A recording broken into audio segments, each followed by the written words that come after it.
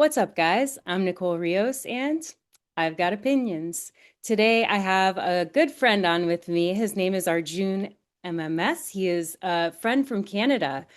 He's young, he's got a lot of really good ideas, and he's super informed.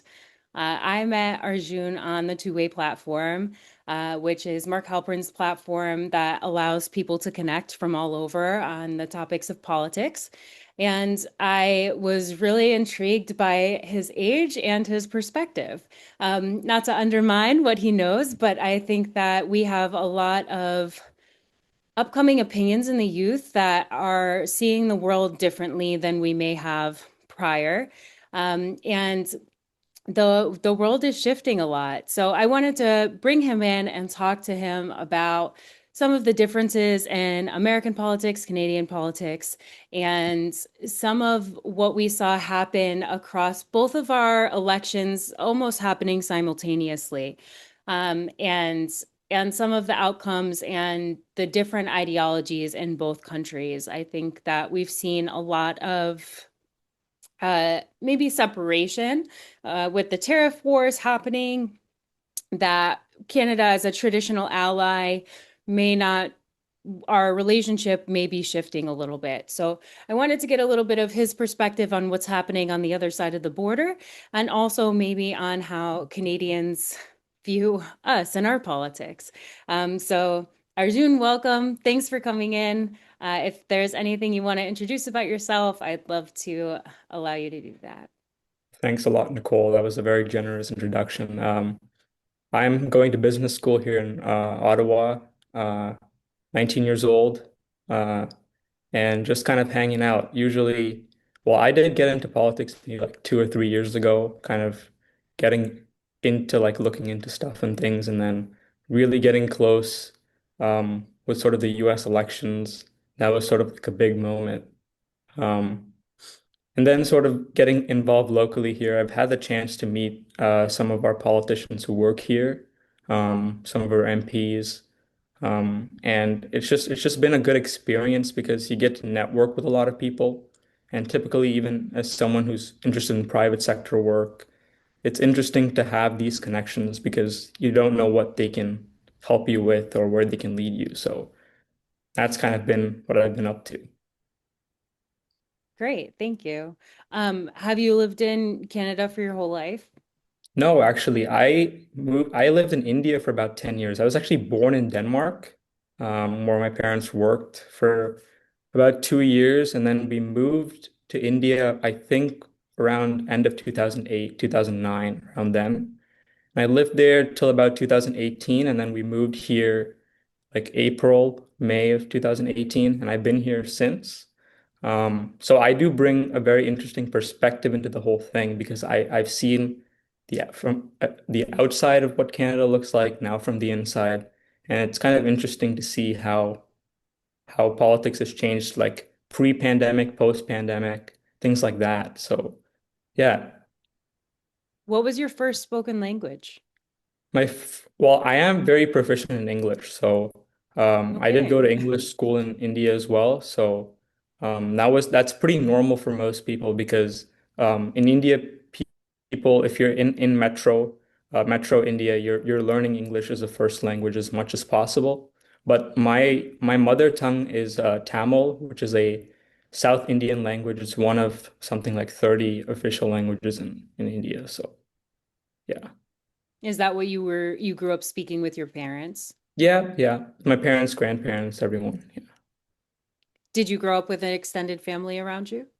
I grew up with my grandparents around me, and yeah, I'm pretty closely connected with all my family members, like uncles, aunts, second cousins, my parents' second cousins, like a pretty well connected because my parents have a pretty big family, so well connected. Yeah. Great, cool. Thanks for sharing. Um, I just think that sometimes those things inform our views of what we want to happen in the world and what we want politically, how we grow up and how we perceive social support, familial support has a lot to do, I think, with what we expect from the government. Right. So I appreciate you sharing the personal background on that. Um, So I guess where I want to start is broad definitions of how we see political parties, because I think that Canada and America have we differ slightly on what that looks like. I know that I'll say what I think America stands for. You can correct me if you think it's a little different, and then maybe explain how you see it in Canada. Um, in America, we have like a basic two-party system. We have our Republican Party and our Democrat Party. The Republican Party, or the right, technically, generally stands for like free market, tradition, small government, conservatism. And the Democrat Party, or the left, generally stands for like social programs and regulation, collective responsibility, the idea that, we should rely on the government for certain things. Um, and I think that you guys have a little bit different of a structure than just a two-party system. Is that correct? Yeah, but largely it is a two-party system. We do have two other like smaller parties called the Bloc Québécois, which is a French separatist party from Quebec. And we also have the NDP, which is a Democratic Socialist Party, and they've done pretty well in their times. They're not doing so well now. But our two main parties are the Liberals and the Conservatives, kind of carrying on from the British lineage, right? Um, and I did think that the definitions of Republican and Democrat in the US were pretty well set. But in Canada, it's a little bit more complicated than that. I think I can explain the Conservative Party in with two simple ideas, which is that they're a party of big business and the party of social conservatives, right? And so that's their base. That's what their policy looks like. Um, and historically, the Liberal Party has always been the party that bridged the gap between French and English. So not much about like how to perceive markets and things like that. So historically speaking, both parties, economically speaking, tend to be more aligned than is given credit for. Um, but things changed a lot. Um, in 1896, right, is when Wilfrid Laurier, one of our most important prime ministers, a liberal, came to power. And he's like our Reagan, right? He's someone who defined liberal politics for 60 years. And then in the 60s, we had Pierre Elliott Trudeau, who's the father of Justin Trudeau. And then he came in and he defined liberal politics for another 60 years. So we had these two sort of waves, but largely they were revolving around sort of how do you deal with Quebec? How do you deal with Quebec separatism? And how do you deal with integrating Quebec into English Canada? So although there are a lot of progressive policies as well, like nationalized Petro-Canada, which was an interesting policy that they tried out, failed miserably, um, which led the Liberals to lose pretty miserably in 1988. They did try some progressive things, but at that time it was not incumbent upon the Liberals to do anything particularly progressive because they had the NDP. The NDP came in think around the 50s and 60s under a guy called Tommy Douglas, and he started the party as a socialist party. He built it that way, and so a lot of the progressive politics kind of shifted there. So it was kind of good for the country and for the liberals that they didn't have to include them in their party, similar to how it might be in the US, where you have sort of the progressive flank and the moderate flank, and there's always this tug of war. In the liberals, that wasn't the case. So for the longest time, the liberals were always like the reliable party to vote for. They wouldn't mess anything up, and that's just how it was. So they had a lot of cultural capital in Canada. But then around So 2015, when Justin Trudeau came in, things shifted drastically where they went super progressive. And so that's kind of what we're dealing with right now, where we're trying to figure out how to understand that period and what happens next. do you feel like that shift was demanded by the culture to become more like progressive liberally? Like his so I guess first question would be, did your government tend to be was the Liberal Party more popular generally? Like out of your leadership, was that more popular of a party for people to vote for in historically? Yeah, it was more popular, but again, it's always a mix, right? Because um, we had a few liberal prime ministers in the 20th century who just did a very good job, right? We had Wilfrid Laurier, then we had Mackenzie King, who served three separate terms, 20 years plus. So he was a very successful politician. Then we had Lester Pearson, um, who was the guy who made our current flag, right? The one with the maple leaf and the red. So he was quite popular. And Pierre Trudeau was also quite popular in the beginning, until his dealing with the oil crisis and alienating the West. And then Jean Chrétien, who was a French Canadian, also a very popular liberal prime minister in his time.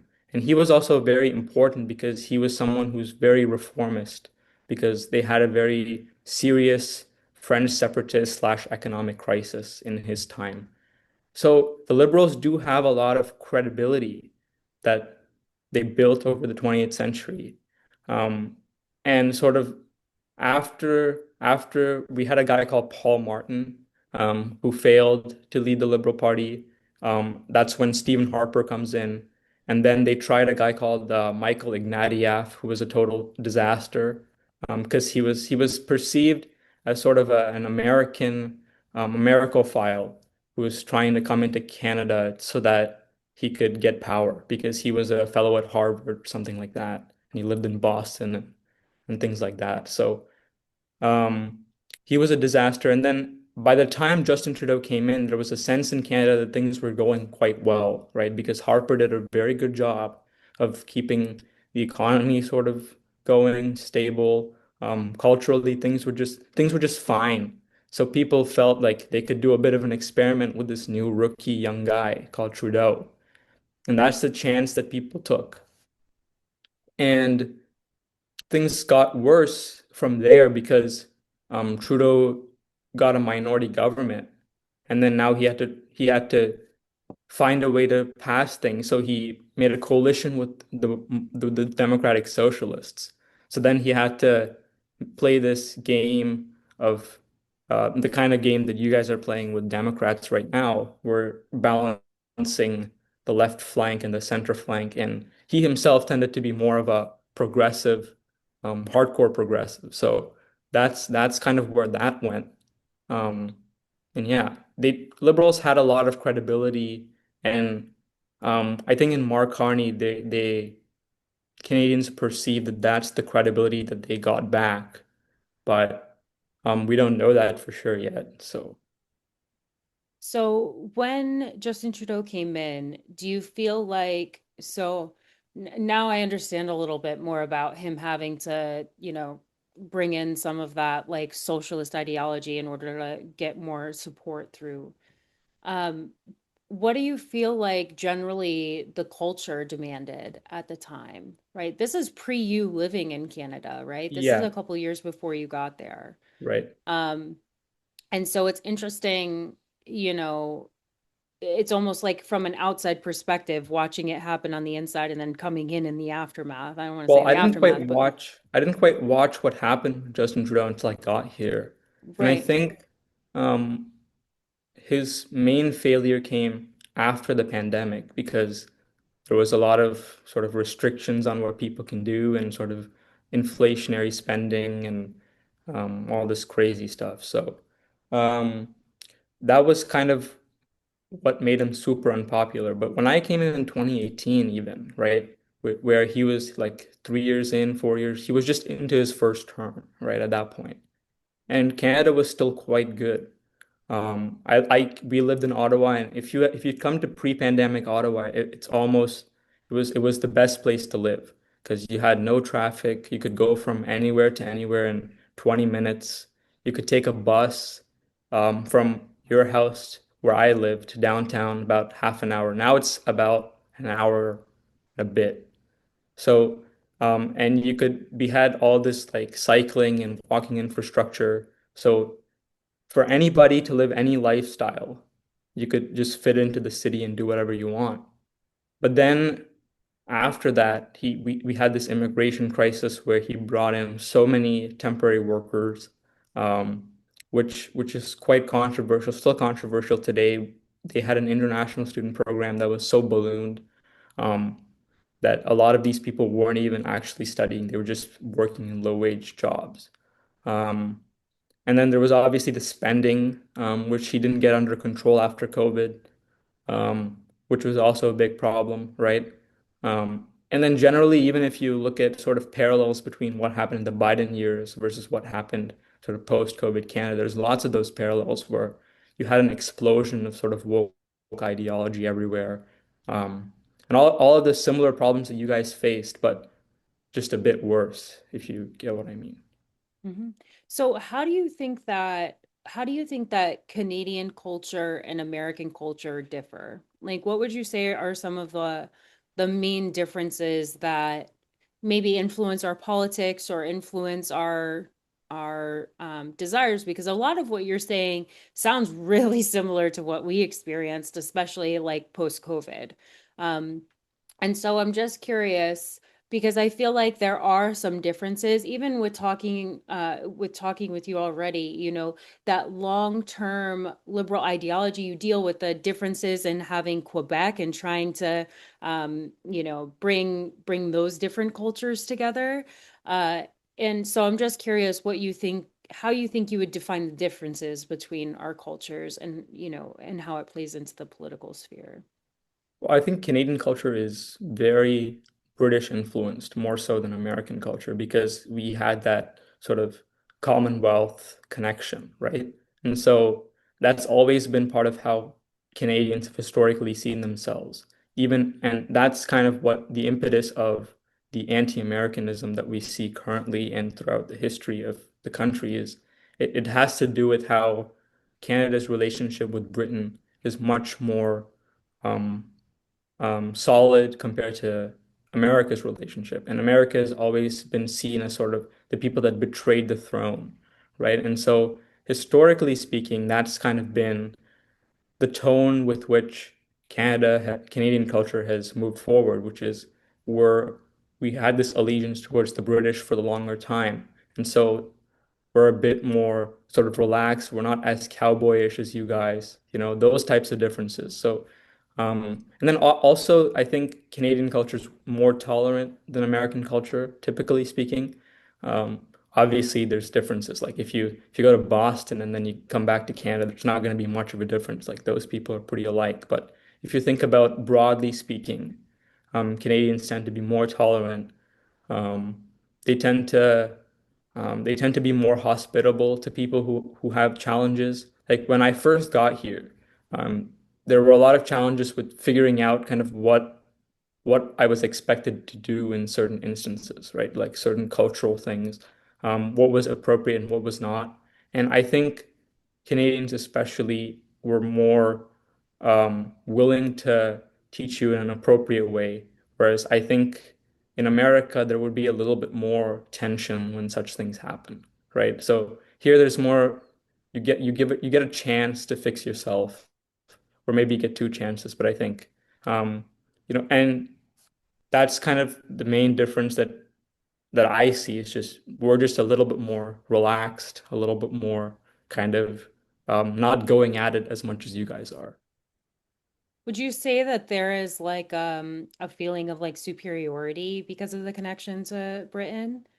Or I is mean, not it anymore, right? Because in 1982, Pierre Trudeau brought the Constitution back home. So that was kind of when the deal was sealed that we're our own country and we're gonna take care of our affairs and things like that.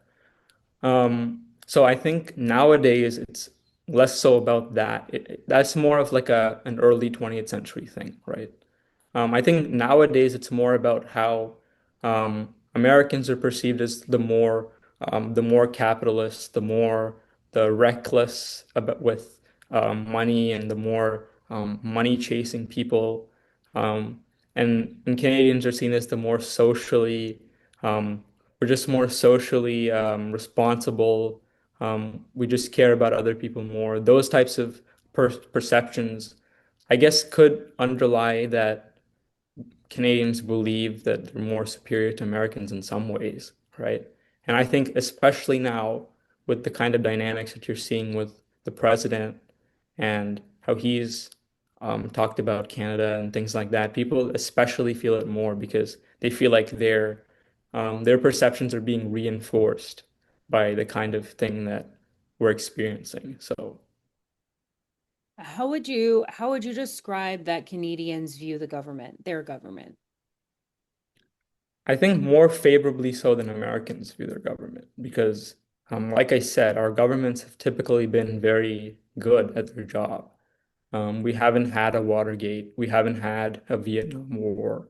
We haven't had an Iraq War.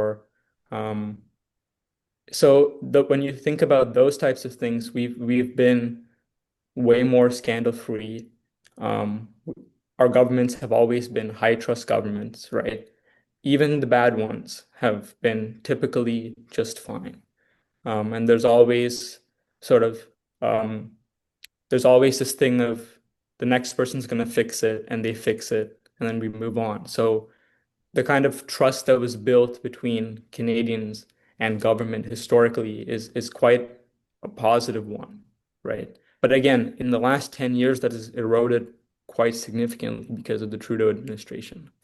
Um, and in a way, electing Carney or hoping or putting all the eggs in Carney's basket is it's kind of a reflection of what Canadians want from their government, which is the kind of reliable or the secure leader. But obviously, we don't know for sure yet whether that's what we're going to get, right? So you can tell that that's our history based on just how we voted in the last election. So, talk to me about the media influence in Canada. Because here, a lot of us believe we have a very, captured mainstream media that to a lot of us has become almost anti-American, and more liberal than balanced. And so I'm just curious as to how you feel like the media is represented or represents the story in Canada. Well, again, I'm gonna just say that a lot of the tensions in the media are similar to how it is in the US, but I think in the US it's been a much longer thing where you guys have been talking about media for like 15 years now, right? In such a way. But for us, it's really in the last 5 years. Again, like I said, the Trudeau administration is kind of the the inflection point of where Canadians said enough is enough, right? Up until then, people still trusted like CBC as telling the Canadian story, and they could trust mainstream media. Like we had CTV News, people watch CTV News as if it's the real deal. Um, Now, not so much. We had a hearing 2 days ago about misconduct and corruption in the CBC. Um, and this is the kind of thing that we've been, at least in the conservative spaces, we've been talking about for like 3 or 4 years now that the CBC is um, it's not what it used to be anymore. And so there are these challenges that we're facing. It's similar to the US again. I wouldn't say there's a lot of differences in how media works. It's just that we have a state arm in the media with CBC because it's partly state funded. And so when you have that, that's an additional dynamic. It's like if CNN was owned partly by the government, and then you're also experiencing the liberal stuff at the same time, right? So that I guess is one difference. But again, I would say the media stuff is largely very similar to how you guys are experiencing it. Do you think that I'm just looking at the timelines, right? Do you think that it had a lot to do with you know, the the socialist aspect of like the party having Trudeau having to like play that line? Do you think that there was any interplay there? Or do you think it was just like that, that's just how it kind of happened? COVID created a lot of circumstances that, kind of there was a lot of covering up that had to happen. Do you have any insight on that? Well, it's a bit of both. I think the statements about how Trudeau or the Prime Minister's office was sort of meddling in CBC News affairs is still not fully proven or substantiated yet. But I can say for sure that with the sort of cultural shifts that happened in the last, say, 6 years post-COVID, with what we're talking about is like the woke stuff, right?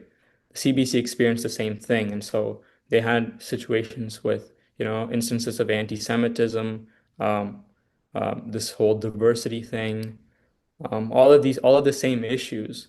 Um, but I guess the state arm is interesting because, we don't have term limits here, and the whole shift in the CBC did take place, especially in the Trudeau administration. And so whether the government had something to do with it, it's still an open question. Um, but again, I would stress that our media is like quite similar to how you guys do it. So it's not vastly different, I don't think. Well, and so what I hear from that is, money always has a layer of influence there, Yeah. and uh, follow the dollar bill, and you'll find out.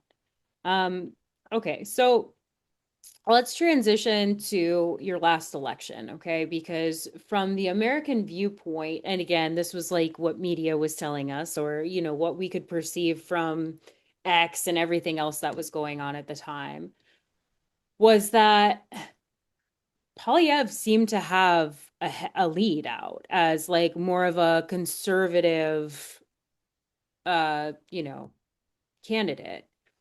And it felt like he was doing really well until, I don't know, from our perspective, it almost seemed like there was like one response to Trump because Trump seemed to be supportive of him as a candidate, and that almost like sunk him. And he had like a little bit of a response to the whole tariff situation, which I feel like he needed to in order to represent Canada, like any leader would have to. Um, but all of a sudden he was completely off the map and it felt like Carney got ushered in and ta-da, here we go. And so that's just the American perspective of what happened. And I always wondered how that actually worked out for the interior of Canada. So can you give me any background on that? Yeah, so well, let's go back to 2021, where we had a snap election, right? Which was Justin Trudeau trying to prove that he's still popular with Canadians. And he did win. He won a minority government, and then he used the NDP or Socialist Party to start passing things. And then during the post-COVID response, things got really bad. And the socialists would not refuse to end the coalition. So there was still this block of progressivism in the parliament that continued to pass things that were unpopular to the point where the liberals were almost on the verge of losing party status, right? They were about to be below 12 seats, right, from 130 something. So it was a huge crisis for them. And 2024 was a tumultuous year because towards the end, it was clear that Trump was going to win, and Trump was already making offhanded comments about tariffs and 51st state and whatnot. And then Trump wins, and then what happens is it balls back on Trudeau's court, and then by this time, the NDP had already said we're no longer being in this coalition. So, um, so this was taken as a test by the conservative. The conservatives said we're gonna put a confidence motion into the parliament, and we're gonna test whether the NDP is actually still in the coalition or not, just because they say they tore up the papers, right? And they voted against the confidence motion. So the NDP was kind of the big problem because if they had done the right thing a year ago when the first confidence motion started to come in and toppled the government, they could actually have been quite successful right now. Like they could have been the leader of the opposition. They could have been quite successful. Instead, the NDP is now almost down to 5 seats. So the NDP really screwed this up for themselves and for the rest of us. So that's the first sort of thread in the story. The second thread is sort of the Trudeau himself. And he knew he was quite unpopular and he was just pissing people off um, for almost a year, just saying that he's going to stay in, he intends to run again, and he knows he feels that he's popular and all of these things. And then there was the big blow of our finance minister, Chrystia Freeland. She decided she's no longer going to be in the cabinet. So she buzzed off. And soon after, Trudeau had to say, well, I'm no longer gonna run and we're gonna have a leadership contest, right? So there were top two candidates. Freeland was one of the top candidates, and then Mark Carney sort of came in. And Mark Carney's been we've been expecting him to run for like 15 years since he left as Bank of Canada governor. But then he only came around to it kind of now, right? And he comes in and he says, "Look at all my experience, look at all my gold medals, um, look at all my look at all my international connections and prowess." And he charmed Canadians a lot with all of his um, visual appeal and sort of the I'm back to the old days of the Liberal Party appeal, right? Yep. And so that was obviously quite popular. And there was this whole anti-American thing going on, and anti-Americanism is not necessarily a left-right thing in Canada. It kind of switches, right? So in the era of Wilfrid Laurier back in the early 20th century, it was a liberal thing to be pro-American, conservative thing to be anti-American. And then that shifted over the 20th century where relations got so tight, right? Like we had NAFTA, we had a greater, we fought two wars together. We had NAFTA, we had greater military integration, and things looked good. And then we had this situation with Donald Trump, and then the liberals got to play the anti-American party card. And Carney played that very well. And so eventually, because the NDP was so unpopular and all the NDP voters started voting liberal, he made it through. Um, Obviously, there's the other thing is what happened to Poilievre, and I think part of the problem with what happened to Poilievre is that he didn't quite adjust to the fact that Carney is the new competitor, right? He was geared. There's a guy here called Wyatt Claypool, conservative YouTuber, who said Poilievre was engineered to beat Trudeau, right? And that's a pretty accurate way of putting it. He quite literally um, made himself the guy who would go after Trudeau and everything. He would be the comic in Parliament, teasing Trudeau and all that. And when Carney, this much different animal, much more serious guy, comes in, he didn't quite adapt to the new circumstances. And so Polyev ended up being late to the trade topic. He was not quite as presidential as he needed to be at the time, especially competing against Mark Carney. And so those were the things that eventually led Mark Carney to victory. But I would say that if you ask me, it's not looking too good for Mark Carney, even though he's riding high in the polls and he has a 64% approval rating. It's not looking good for him. He's in a lot of trouble that a lot of Canadians don't realize, or a lot of observers don't realize. Um, and we could get into that if that's your next thing. Yeah, sure. So go ahead, take me there. What in relation to what do you think? Well, most of the members of the Liberal caucus right now are still Trudeau era progressives. And Mark Carney is not of the same ilk, right? Objectively speaking, he's not of the same ilk. He's a much more centrist, he's a much more business guy. But I mean, philosophically speaking, he's still a liberal, but he's more inclined to doing resource project, he's more inclined to doing economic development. And he's not set up for it because he's got a lot of very progressive people in his caucus. A lot of them are in very sort of culturally diverse or ethnic communities, and so it's very difficult for him to get those people to support certain things if it means they're gonna electorally fail in the next election, right? And so he has a lot of caucus problems that are underplayed severely. I mean, one example is what happened with the Iran situation in the last 2 weeks, where he said one thing on Saturday, and then by Monday he said a different thing. Then on Wednesday he says a different thing. On Wednesday he said he hasn't ruled out the fact that we might commit troops, right? So that was a pretty drastic thing. Then he said, "Well, we're not doing any of that, right? We're going to be completely out of this war. We don't support it. We're going to be the international law country, right?" That's 4 times that he flipped on that issue, and that's not what you do when your approval rating is 64%. And if there was an election tomorrow, you would sweep it, right? So he knows he's vulnerable. And then obviously this trade situation, which, you know, I often think to myself, we do have a third opposition leader in this country, and that's Donald Trump, because Donald Trump is so influential in our politics at this moment. And he's the biggest problem that Carney has. Obviously, CUSMA negotiations or USMCA negotiations have already started, um, and Canada is way behind. And our auto sector depends on it, our lumber sector depends on it, our steel sector depends on it, our oil sector depends on it. And Carney's just not delivering on that as much as he needs to be. And there's only 4 months left, 3.5 months before we have to get to that. And he's not showing any signs that he's made things better. He's not showing any signs that he has a plan.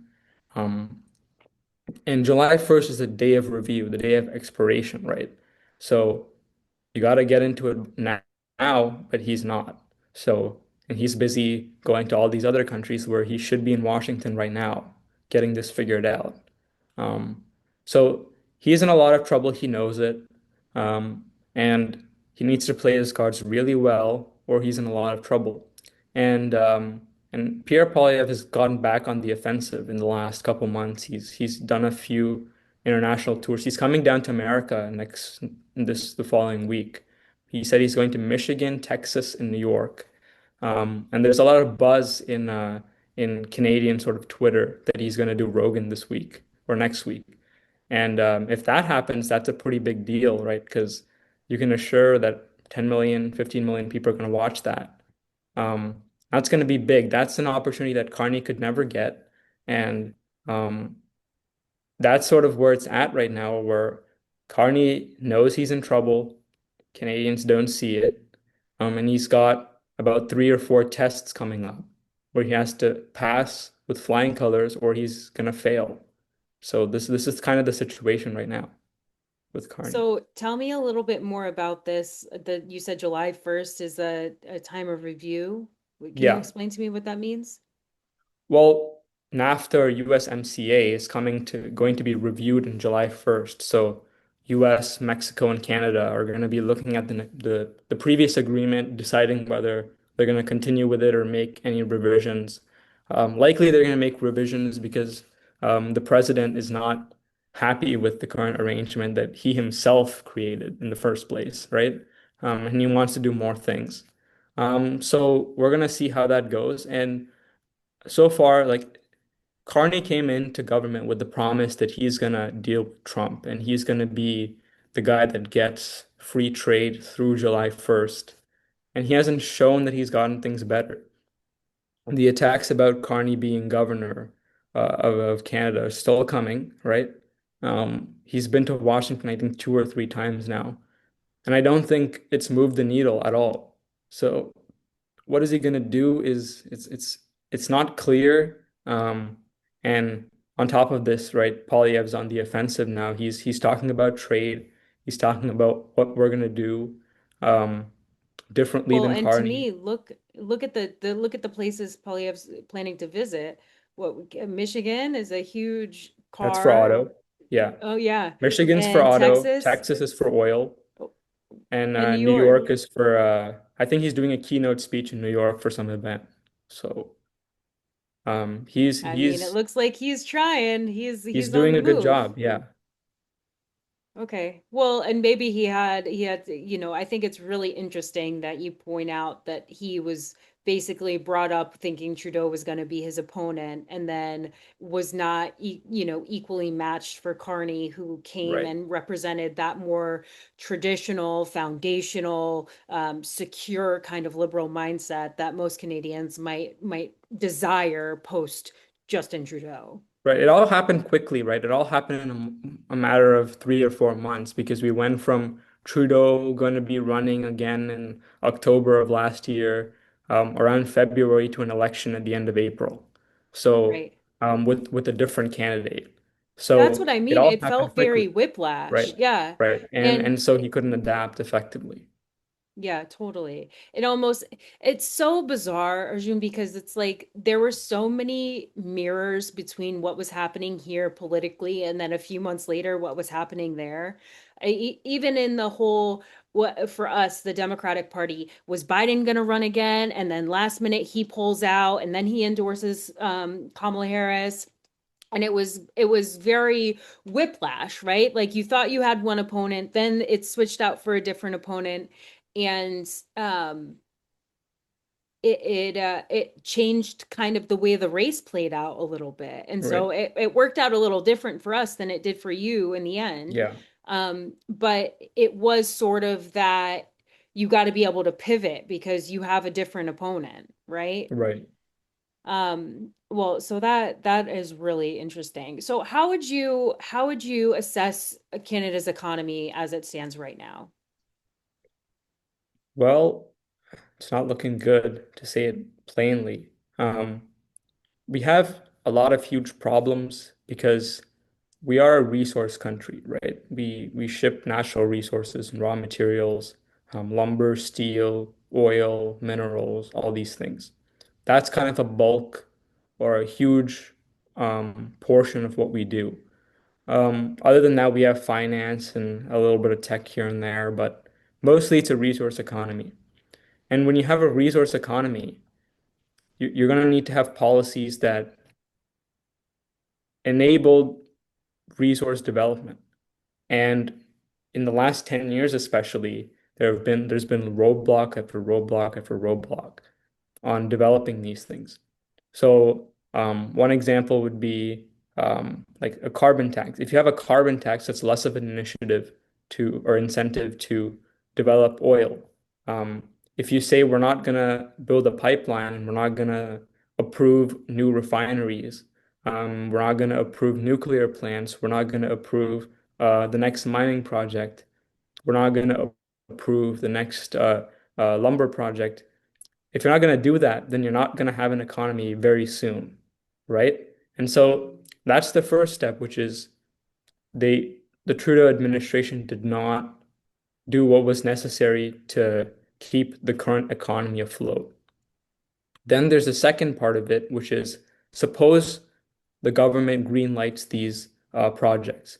Well, then you have a process here called Indigenous consultation, which is when we have to consult with Indigenous groups. I guess you would call them Native Americans. We call them Indigenous Canadians. We have to consult with them, those who live sort of around that area, whether this project's okay to go on, and what are sort of the caveats and whether they get a cut or not, or if this project goes on, then what's the benefit to their community, sort of these things. And that process is almost impossible to finish because typically they're going to make some crazy proposal that we absolutely need this, that they absolutely can't have because it's ridiculous. And then the process keeps going on and on and on. And the Supreme Court in Canada has become much more favorable to anything that the Indigenous say. And so there's basically not a strong enough force that's keeping them at bay at what they can ask or what their place is. They've been aggrandized to a level that's quite difficult for the country's economy, especially because of the resource issues. Um, and so th those are the two major challenges, I guess, for the overall economy. Then there's the issue of employment, which in the post-COVID era, like I said, lots of temporary foreign workers, lots of um, students who were not all really students. And the issue with that was that there was a lot of cheap labor that was sort of taken up by these people. And so um, in 2021, the economy didn't tank, and in fact, it stayed afloat. And at that time, it seemed appropriate. But then there's going to be after effects, and nobody thought of those after effects. And there was a huge housing crisis. You might have heard about that. A lot of like 8 or 9 people living in a two-bedroom house just to make ends meet, right? Wages were not strong, rents were high, prices were high. And with the overall global return to sort of normal in the last 2, 3 years, so is Canada. Canada oil prices are back down. We had, I think, if you convert it to US dollars per gallon, we almost had it at 7, I think, at one point, um, which is wild. I think this was like 2022. It was like $2.50 a liter. That's close to $7 a gallon, right? So now we're back to like around $4 or $5 a gallon. So that's sort of the normal. If you go out into the country a little bit, you could get probably a bit cheaper, but so that's a good sign. A lot of prices are coming down, but a lot of them are not. Like groceries are still quite inflated. In some parts of the country, rent is down and continues to fall, but it's still quite expensive because wages are still quite low. Um, and then there's the employment issue, which is that there's now a lot of workers and not a lot of jobs. So for me, as sort of a young person trying to find jobs, it's quite hard because there's 100 jobs and there's about 2,000 people trying to get those 100 jobs.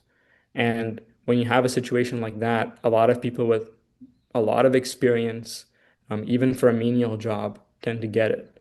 So this is kind of the overall state of the economy. It's not good. I mean, I guess if the gas prices going down from a year ago is an encouraging sign, but I don't think it's a good trajectory overall. And something has to change. And obviously, if this trade deal does not go through successfully by July 1st, that's going to be even more devastating, even within the immediate weeks. So, um, yeah. What's the general immigration stance in Canada?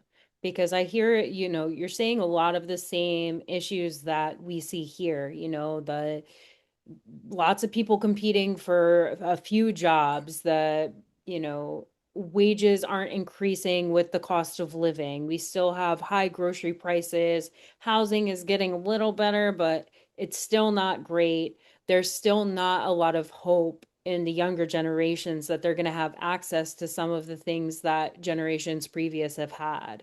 And, our current administration points to immigration reform, deportations as kind of a way out of a lot of those issues. We'll open the supply, we'll get more housing supply, that'll cause costs to go down. It'll open up jobs for Americans. We've already seen that there have been a total loss of a lot of jobs, but it's mostly been foreign born jobs that have been lost, and Americans are actually getting a lot of jobs.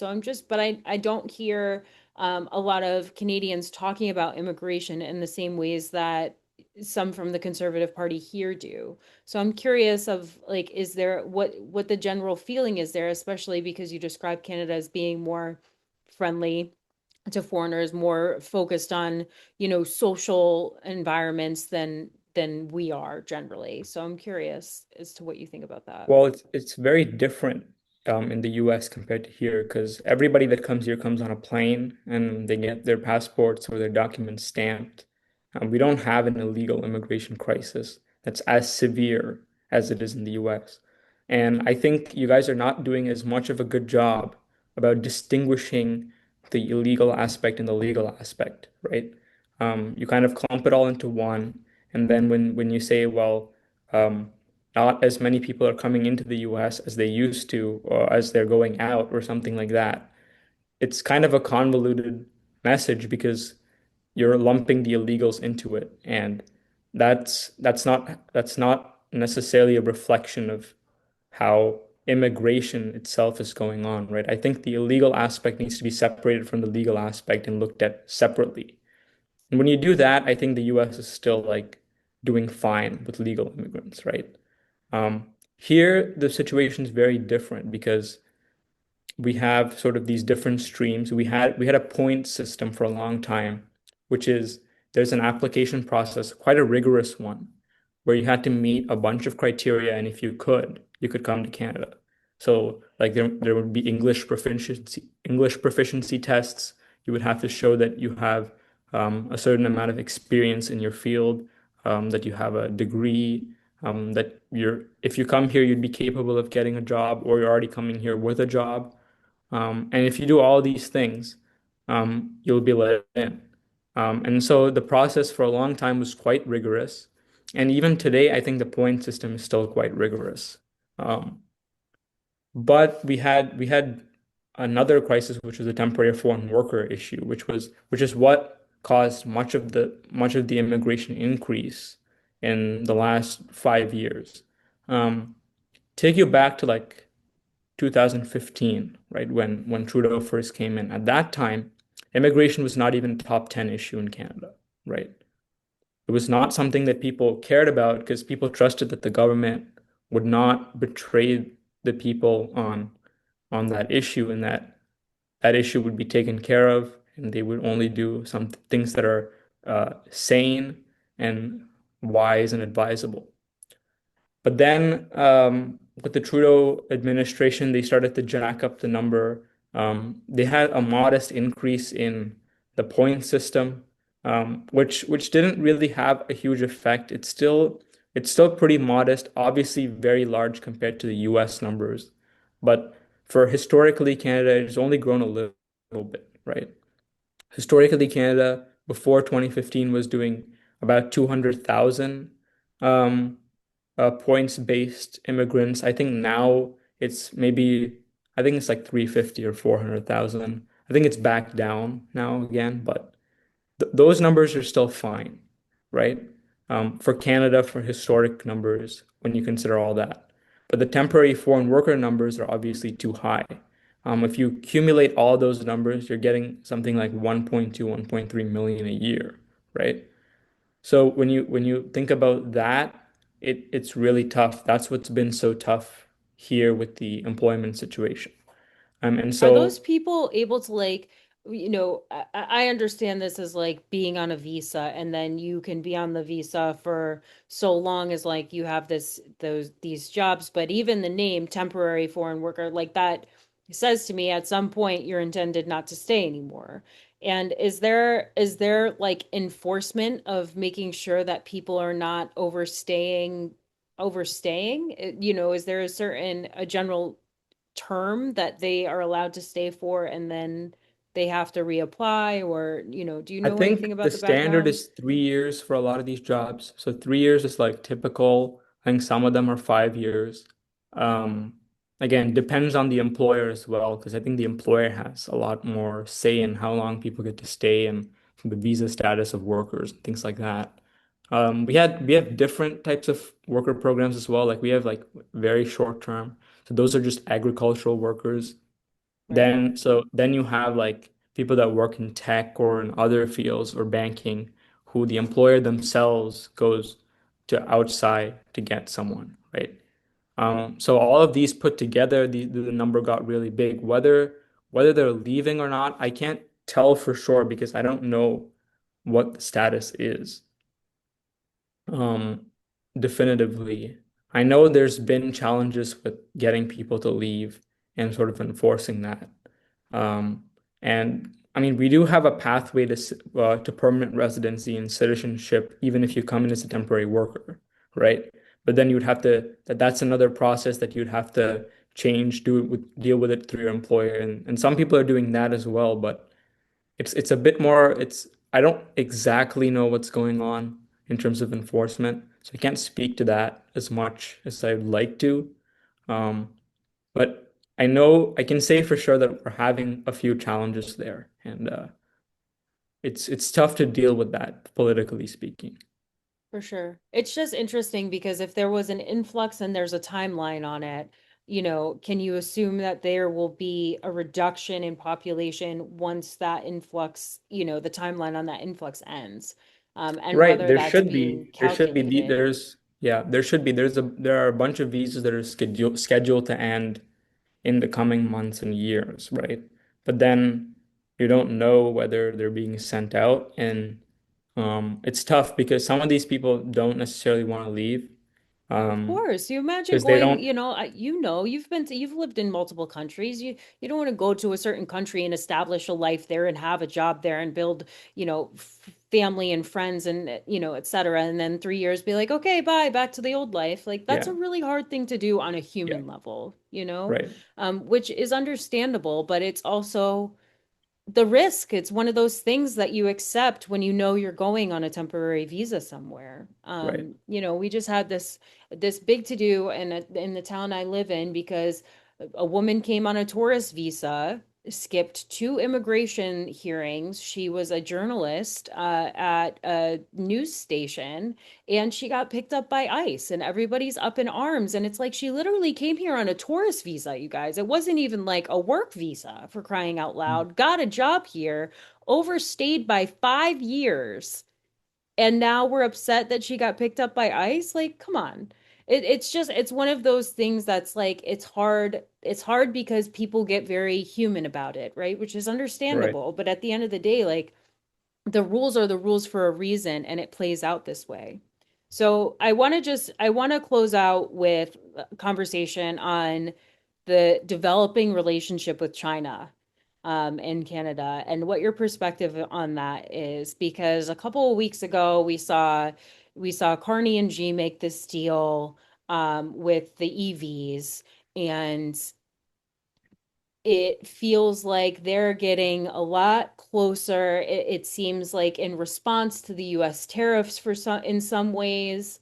And it also seems like, if the outlook on the economy was kind of handicapped as far as your resources based on all of these green initiatives that were being pushed generally in the liberal world sphere, that have really damaged a lot of economies globally.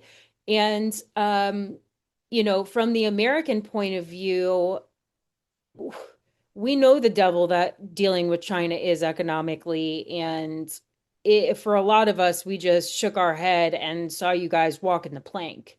So I'm curious as to like what the interior position on that is. Well, it's a bit complicated with China because we'll take you back to Pierre Elliott Trudeau's time, right? When Castro was in power and when um, Chairman Mao had just got in. And at that time, there's a weird photo op that took place between um, Trudeau Sr., Castro, and Mao. And I think you can find that photo on the internet. Um, but there was this sort of thing where um, Trudeau Sr. was very close with the Castro family, right? And by extension, there was sort of some relation with the sort of Chinese Communist Party. So it kind of started there. It wasn't fully developed at that time, but there was something there at that time, right? And then and then fast forward to now, with Trudeau Jr. There's been numerous scandals associated with the CCP, namely with election interference, right, which was the big one. They took two Canadians hostage, um, and put them in prison. Um, there were other cases of CCP intimidating um, government workers and residents, Chinese Canadians. Um, and there's one particular, we call them riding, you'd call them districts. This is outside of Toronto called Markham Unionville.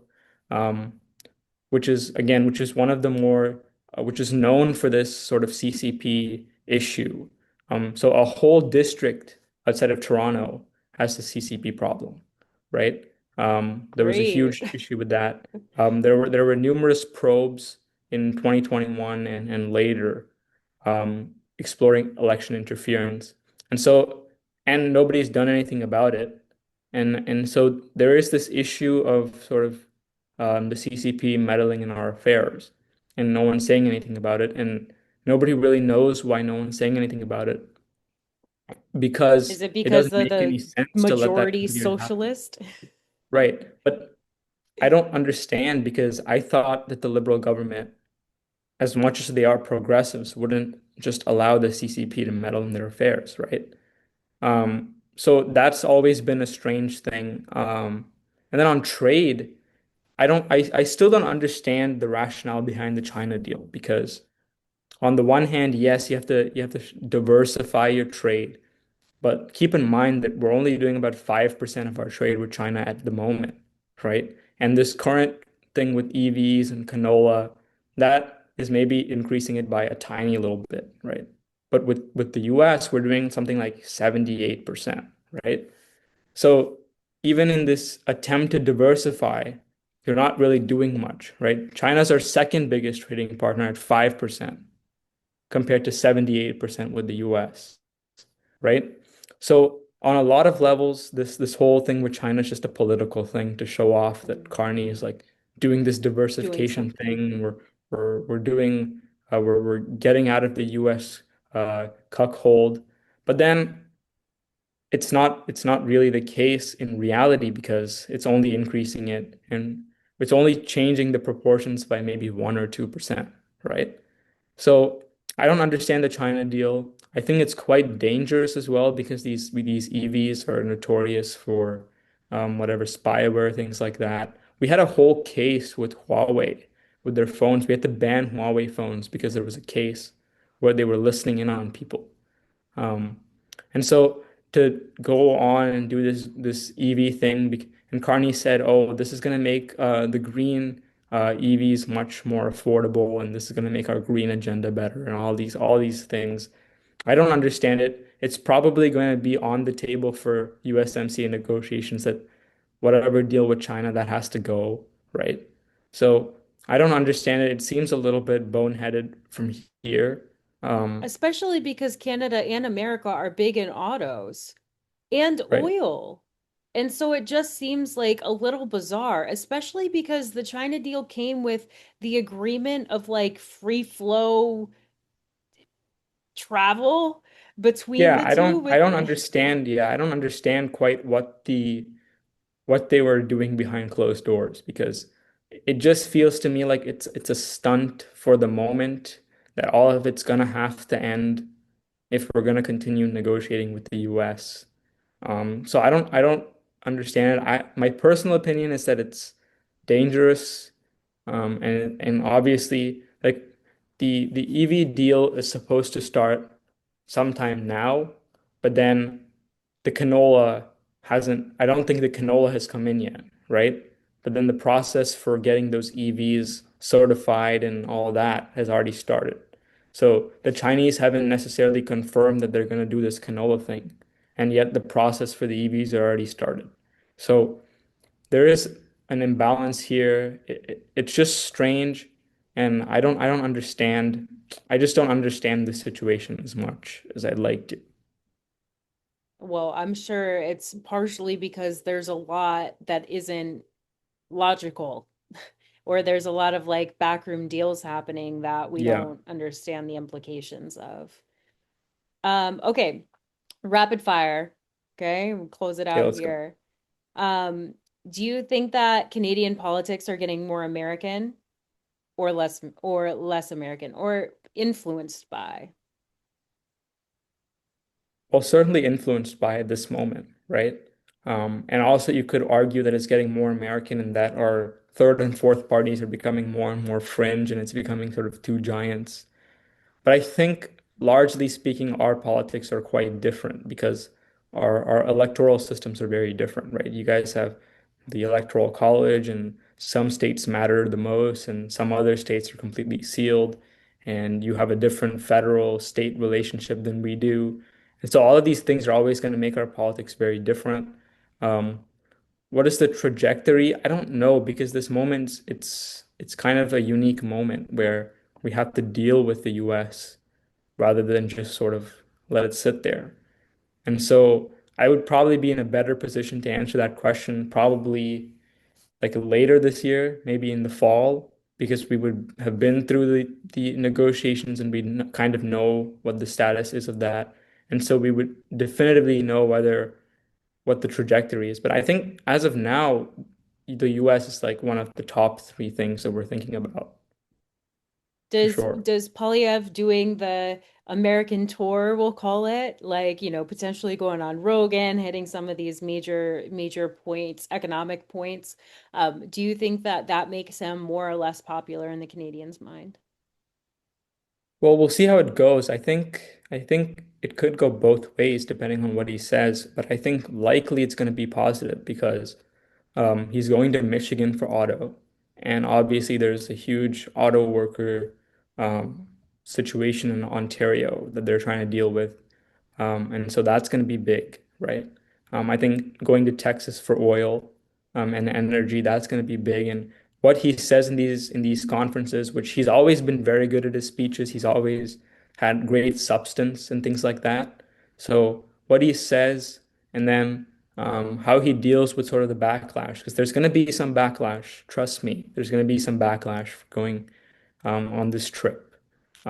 Even though it's completely unfair because, other prime ministers go, other government officials go, and they have a good time and they can do whatever they want without criticism. But when Pierre does it, there's always this sort of extra thing. It's sort of like how even though Trump is not a perfect person and can be criticized pretty seriously on a lot of matters, he's also criticized on a lot of things that he doesn't need to be criticized for, right? So I think the same is true with Pierre. He's going to get some unnecessary bullet shot at him, but he's going to do fine. I think it's going to go well. Yeah. So one prediction for Canada in 5 years economically. Um, Again, I think in the US these predictions are way easier because you know when the president's going to be elected. You guys don't have strange election times or anything like that. So it's easier to predict. I'm gonna say I'm pretty optimistic given I don't think Carney's gonna succeed and he's gonna have to leave office. And if Polyev is successful, then things will go well. If Carney stays on and does a good job, great. Um, but I think it really depends on whether we have an election later this fall or whether there's an election in 2027. Like every moment there could be an election, right, in Canada, compared to the US where you guys have like, a 4-year system with 2-year midterms. So I can't really say definitively. I am pretty optimistic though that things are going to work out one way or another. Is it within the leader's power to change any of those laws regarding the Indigenous peoples and the amount of say that they have in regards to your natural resource projects? It's not within the federal government's power. I think it's just a cultural thing that has to change where we tell them that yeah, you have a say, but you can't veto these projects and yeah, it matters and yeah, we're gonna make some concessions, but we're gonna have to keep these projects going on because we need it for the economy. And I think there's just a bit of a gap there in terms of communicating that, right? Um, I don't know how much can be done in terms of legally. Like they could just stop the consultations or they could change the parameters.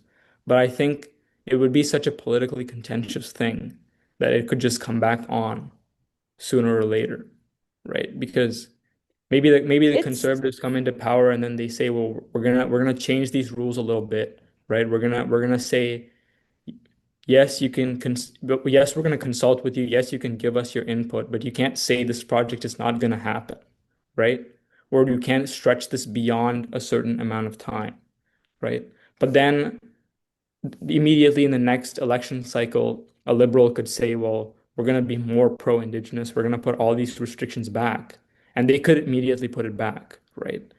Mhm. So these are the Yeah, sort of troubles that we're, I think yeah. that it's the easiest you know, it's almost like a social cultural issue that impacts the economy. And I'm not sure that we have in America, we have uh, a similar situation. But I also think it's one of those things that within the economy, you can see the positive outcome of making those changes a little bit more quickly than if it were just some cultural or social issue generally.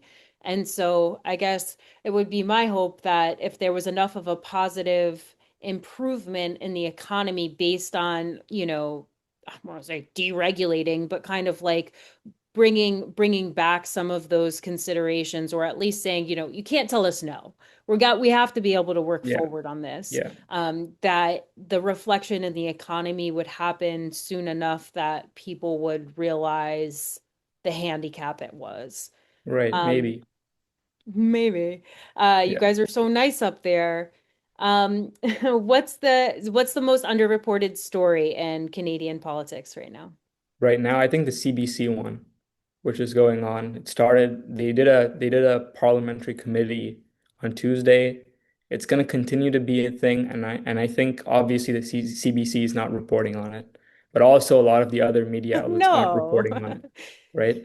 So that's going to be the next big thing, I think, with in terms of major Canadian stories, other than obviously trade and um, the economy and all that. I think the CBC situation because it's been known for 3 years that they've had this problem, right? And it's only now that it's got to Parliament, and I hope that it becomes a top five or top 10 issue in an election cycle or something like that, where we can actually deal with it. And I also Do things encourage actually come Americans, out of those? Do the because in parliamentary America, committee, like congressional hearings, like it's a big, dog and pony show. It's not nothing ever right? But usually comes of it. here, the committees are where all the work actually happens. So um, typically, any changes, any reform comes through committee. So it does have an impact. Obviously, there is the thing you said where it is a bit of just TV for people to enjoy and look at the theatrics and all that. But I don't know whether the current government's going to take it seriously. Obviously, there needs to be some huge scandal, some people, whistleblowers coming out in public and making a scene about it. But again, I think the CBC story is going to be the next big thing. Nice. Well, Arjun, I really appreciate you being on with me today. This has been very illuminating. And I also appreciate having such an intelligent young person on here to kind of talk about it. I have to admit, I have not been super involved in Canadian politics, so the peek behind the curtain has been awesome, and I really appreciate it. I really appreciate you having me on. Thanks. We'll see you Thank you. soon. I'll see you Bye-bye. later.